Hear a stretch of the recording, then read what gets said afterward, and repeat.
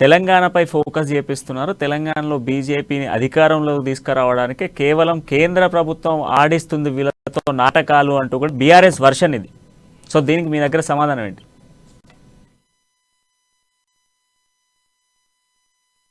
అన్న, ఎందుకంటే గతంలో లోక్సభలో 2 స్థానాలు ఉన్నటువంటి బీజేపీ ఇవాళ 303 స్థానాలకు ఇవాళ సుస్థిర పాలన దేశంలో అందిస్తున్నటువంటి పార్టీ ఏదైనా ఉన్నదంటే అది భారతీయ జనతా పార్టీ. ఈ లిక్కర్ స్కామే కాదు, కారుకు లోను కట్టలేని కేసీఆర్, కార్ల డీజిల్ పైసలు లేని కేసీఆర్ ఇవాళ తెలంగాణ రాష్ట్రాన్ని ఉద్యమం పేరుతోటి అన్ని పార్టీలను, అన్ని కులాలు, మతాలు, జాతులందరినీ మమేకం చేసుకొని ఆనాడు మన సుష్మా స్వరాజ్ గారు బిల్లు ప్రవేశపెడితే పార్లమెంట్లో తెలంగాణ రాష్ట్రం వచ్చింది. 1200 మంది అమరుల త్యాగాల ఫతంగా ఇలా తెలంగాణ రాష్ట్రం వస్తే నీళ్లు, నిధులు, నియామకాలు అని చెప్పి తీసుకొచ్చి ఈరోజు తెలంగాణ రాష్ట్రానికే కబ్జా పెట్టి ఇలా కుటుంబ పరిపాలన చేస్తున్నారు. సోదరుడు మాట్లాడినట్టు ఓన్లీ లిక్కర్ స్కామే కాదు, ఎందుకంటే లిక్కర్ స్కామ్తో బయటపడి వాళ్ళు ఏదో బయటపడి మొత్తం ఇంకా దాన్ని ఏదో వాళ్ళు సానుభూతి గెయిన్ చేసే పరిస్థితులలో పార్టీ ఆలోచిస్తున్నటువంటి సందర్భాలను మేము కొంత గమనిస్తున్నాం, ప్రజలు కూడా గమనిస్తున్నారు. కానీ రాష్ట్ర ప్రజలకు సుస్థిర పాలన కావాలంటే ఇవాళ అవినీతి కుటుంబ పాలన, అవినీతి పాలన మొత్తం ఎంటే విధంగా పార్టీ తీసుకునే చర్యలు అనేకం ఉన్నాయి. ఇంక ఇప్పుడు ఇది ఓన్లీ కేవలం అంటే జస్ట్ ఆ సీరియల్ మనకు సినిమాల ముందు న్యూస్ రీల్ వచ్చినట్టు పడ్డాయి. ఇంకా సినిమా మనం ఇంకా అసలు సినిమా టైటిలే పడలే. కవిత ఓన్లీ ఏంటంటే జస్ట్ అది ఏదో మనకు పేర్లు పడ్డట్టు, ముందు పేర్లు పడ్డట్టు కవిత గారుది కాదు. తెలంగాణ రాష్ట్రంలో అనేక స్కామ్లు ఉన్నాయి. ఈ స్కామ్లు అన్ని కూడా ఒకేసారి దీన్ని బయట పెట్టే విధంగా జరుగుతుంది. భారతీయ పార్టీ ప్రజల పార్టీ, ఇది ప్రతి ఇంటి పార్టీ, కుటుంబ పార్టీ కాదు. ఎందుకంటే పార్టీలకు అతీతంగా ఈడీలు, సిబిఐలు వాటి పని వాటి చేసుకుంటాయని పరిస్థితుల్లో చూస్తున్నాం. ఒక్కటే ఏకదాటిలో దేశంలో ఎన్ఐఏ వాళ్ళు 134 స్థానాలలో దేశంలో ఏకకాలంలో దాడులు చేసిరు, దేశాన్ని రక్షించుకుంటున్నారు. అఖండ భారతం నిర్మాణం చేసుకునే దిశగా ముందుకు పోతున్నది మన దేశము.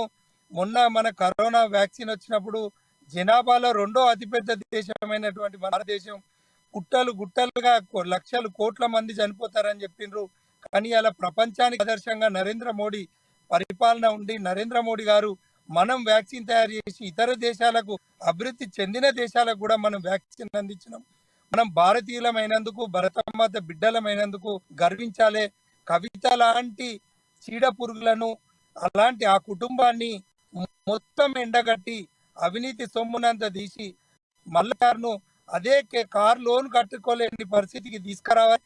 ఈ తెలంగాణ అవినీతి పాలన, కుటుంబ పాలనను దేశం మొత్తము అందరికీ కూడా ఒక సైటేషన్, మేము లీగల్ లాంగ్వేజ్లో సైటేషన్ ఏంటంటే పలానా కేసులో ఇట్లయింది మేము ఆర్గ్యుమెంట్లో వాడుకుంటాం.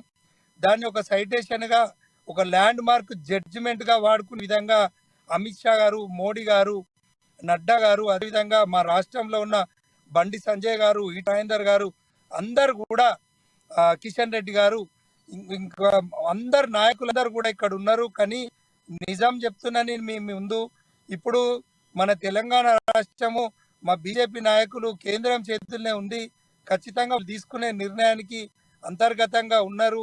ప్రతి విషయం జరుగుతుంది. రాష్ట్రం అల్లకల్లోలం చేసి మళ్ళీ డబ్బుతోటి, మద్యంతో అధికారం రావాలని చూస్తున్నటువంటి కేసీఆర్ కుటుంబ పాలన, వాళ్ళ పార్టీలు ఉన్న మంత్రులకే ఒక అపాయింట్మెంట్ లేనటువంటి ముఖ్యమంత్రిని ఈ లిక్కర్ స్కామ్కే మనం పరిమితం కావద్దు.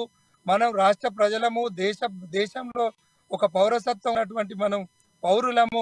ఖచ్చితంగా బాధ్యతాయుతంగా, పార్టీలకు అతీతంగా తెలంగాణను కాపాడుకోవాల్సిన అవసరం ఉంది. విద్యావంతులందరూ కూడా ఏకం కావాల్సిన అవసరం ఉంది. మలిదశ ఉద్యమము మన తెలంగాణ రాష్ట్రం, తెలంగాణ తల్లిని, తెలంగాణ గడిలో ఉన్నటువంటి కేసీఆర్ ఫామ్ హౌస్లో ఉన్నటువంటి మన తెలంగాణ తల్లికి మేమందరం న్యాయవాదులం కూడా ముక్త కంఠంతో బెయిల్ పిటిషన్ ఇద్దామని చెప్పేసి మేము డిసైడ్ అయినాం. ఎందుకంటే రాష్ట్రాన్నే అల్లకల్లోలం చేసినటువంటి కేటీఆర్, కవిత, హరీష్ రావు, సంతోష్ రావు, ఆ కుటుంబం తప్ప ఇంకా మరే వ్యక్తులు కూడా ఈ పరిపాలన లేదు. ఇలా అనేక విధమైన స్కామ్లు అవుతున్నాయి. లిక్కర్ స్కామ్ అనేది ప్రధానం అని చెప్పేసి ఏదో డైవర్ట్ చేస్తున్నారు. సోదరా, ఖచ్చితంగా మీరు గుర్తుపెట్టుకోండి, కవిత లిక్కర్ స్కామ్ అనేది అతి చిన్నది, అది డైవర్ట్ చేసుకోవడానికి ఏదో చేస్తున్నారు. కానీ భారతీయ జనతా పార్టీ ఎవరిని వదలదు. ఇది కుటుంబ పార్టీ కాదు, ఇది ప్రజల పక్షాన నిలబడే పార్టీ, దమ్ము ధైర్యం ఉన్న పార్టీ.